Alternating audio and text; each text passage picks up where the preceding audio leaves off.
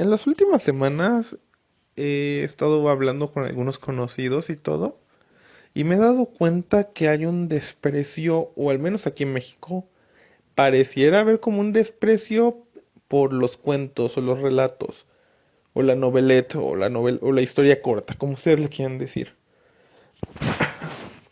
Y la verdad es que me parece muy muy grave, porque ¿cómo vamos a empezar a leer si no leemos de a poquito? Es decir, tú no vas a leer eso de Stephen King si es tu primera lectura. ¿Por qué? Porque es un libro de 1000 páginas. Es muy complicado, tiene diferentes cosas, brinca entre los niños y los adultos. Si le das esa primera lectura a alguien, lo va a odiar. O a lo mejor queda atrapado y fascinado y se sigue. Pero la verdad es que es muy poco probable que una persona lea a partir de un libro grande, enorme y que se vea aterrador. Cuando estaba en la carrera y me pusieron a leer Economía y Sociedad, como lo digo siempre de ejemplo, pues yo estaba espantado, era un librote de más de 2000 páginas. No, como mil y cacho, perdón, exagero. Pero la verdad es que sí, no es lo mismo afrontarte a eso, sobre todo cuando lees un libro técnico. Entonces, quiero reivindicar el cuento. ¿Por qué el cuento? Bueno, porque el cuento es una forma, primeramente, yo considero que es una de nuestras formas de narración y tradición oral más antiguas y más bonitas que tenemos en nuestro mundo, ya sean mitos o leyendas o poemas que se hayan transmitido de tradición oral o por cuentos. El cuento es algo precioso para esto. Y pues, ¿qué eran cómo decirlo? Sí, pues, ¿qué eran los primeros cuentos que se publicaban en periódicos o en revistas? Sino eso, la evolución de los relatos que nos contaban. Sobre todo ocurría mucho en la época victoriana con los llamados Penny Dreadfuls, como Sweeney Todd el barbero demoníaco o Barney el vampiro. No eran estos sino la tradición o la leyenda urbana convertida en relato, en historia y publicada y publicada. Y a su vez estos inspirarían a hacer historias que ya luego serían tratadas de más serios, como por ejemplo las historias de fantasmas de E.F. Benson o los cuentos de Joseph Sheridan Le Fanu, que por muchos es considerado el padre de la ghost story o historia de fantasmas. A su vez tenemos también a Edgar Allan Poe, que Edgar Allan Poe sí escribió las aventuras de Arthur Gordon Pym, sí escribió mucho poema, pero casi la íntegra de su obra es cuento, y son cuentos preciosos. Son cuentos que ustedes pueden agarrar en cualquier época y se van a sentir frescos por la manera en la que él contaba el amor y el horror. Ahora, ¿los cuentos han ido cambiando? No, no realmente, es decir, siguen siendo historias muy cortitas y a lo mejor solo el tono, porque pues hay relatos más subidos de tono que otros. Sobre todo eso pasa mucho cuando leemos pulps, que al final los pulps no son sino una evolución del cuento a tener un montón de cuentitos o de historias de un género o de un estilo que han ido cambiando una y otra vez. En los pulps teníamos a miles de autores publicando y tratando de ganarse pues su comida o su paga a través de contarnos historias. Sí, quizás esto ya era un entretenimiento, pero pues también si lo pensamos, otros autores anteriores ya habían hecho esto, como el propio Poe.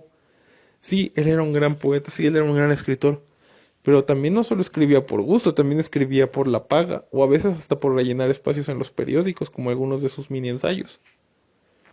Pero bueno, a lo que quiero ir con esto es que no dejen que los hagan menos por leer cuentos. Los cuentos son algo muy, muy bonito, son algo que vale mucho la pena que estén checando. Y sobre todo yo considero que es la manera en la que ustedes, como lectores, se acostumbren a leer a un autor. Por ejemplo, yo ya había leído de Stephen King cuentos como El Coco, como Yo soy la puerta, como Crouch End, ¿cómo se llama este otro cuento? Bueno, es el que ocurre entre cartas y que tiene que ver con como con las ratas en las paredes de Lovecraft. Y eso me ayudó a acostumbrarme al estilo de King y a la hora de afrontarme con eso, pues ya no me sentí tan vapuleado como, bueno, muchos podrían imaginarse. Entonces, eso es lo principal a la hora de los cuentos. Acostumbrarse a cómo escribe un autor, sobre todo si es autor que escribe cuentos y novelas, y así ya pueden ir más preparados para sus trabajos más pesados o más seminales y no de repente agarrar este tabique y decir que estoy leyendo, no le estoy entendiendo. Sobre todo porque hay autores que son mucho de ciertas ideas. Pasa con Lovecraft, que vemos cómo sus monstruos pasan de ser indescriptibles e inenarrables a de repente tener forma, aspecto y descripciones muy detalladas. Ahí sí ganamos de leer a un autor progresivamente, que digo, en el caso de Lovecraft, él solo escribiría dos noveletas, que son Las montañas de la locura y el caso de Charles Dexter Ward, pero aún así, si tú le sobra en progresión, ves cómo su narrativa y su cuento va evolucionando y se va volviendo algo mejor y más preciso. Y aunque, pues como digo, es un ejemplo malo porque no tiene realmente novelas grandes, pues sí pasa con otros autores, por ejemplo, Robert D. Howard, que igual solamente escribió dos novelas. Si tú lees sus cuentos o sus influencias, pues sí es claramente notable para dónde iba y cómo mueve su narrativa a sus novelas haciendo pequeñas aventuras. También, pues obviamente en las influencias, pues podemos cosas como John Carter, que si bien son novelas muy ligeritas, son eso, son novelas ligeritas y también el autor ya había hecho cuentos antes. Entonces, si ustedes se sienten cómodos con los cuentos de un autor y creen que luego pueden irse a leer un libro más grande, yo les diría que es lo ideal.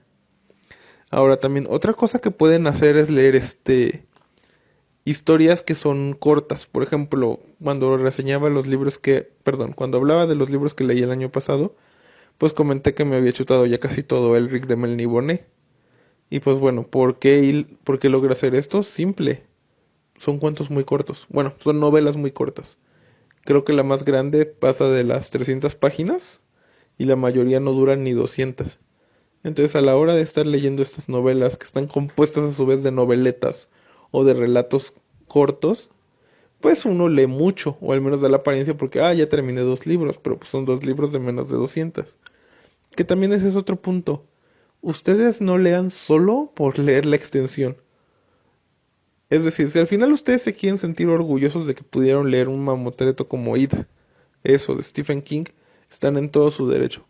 Pero también no vayan viendo qué es más largo, qué es más corto, porque esas actitudes pedantes de yo leí un libro más largo que el tuyo me parecen ridículas y también creo que dañan mucho a nuestra cultura lectora, que ya de por sí en nuestro país pues es bastante mala.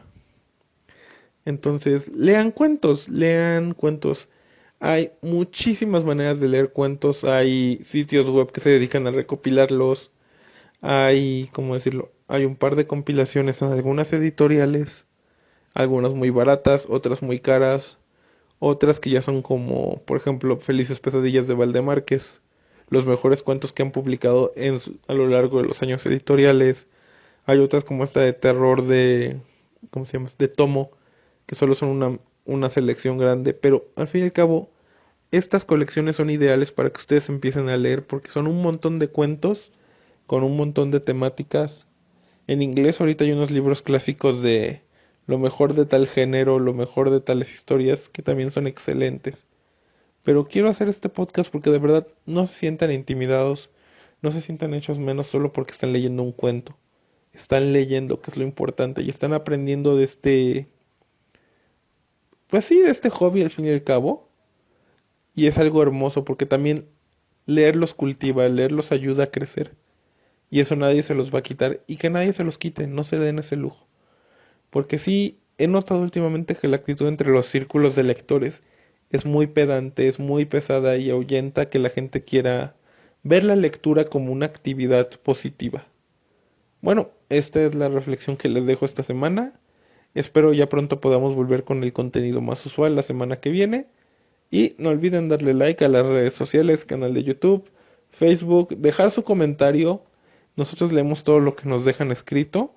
Y si tienen alguna recomendación, idea o les gustaría oír un mini tema como este, pues desarrollado o de alguna cosa específica, por favor también déjenoslo para que lo anotemos en la lista de cosas que queremos que podemos hablar. Bueno, esto ha sido todo por esta vez y hasta la próxima.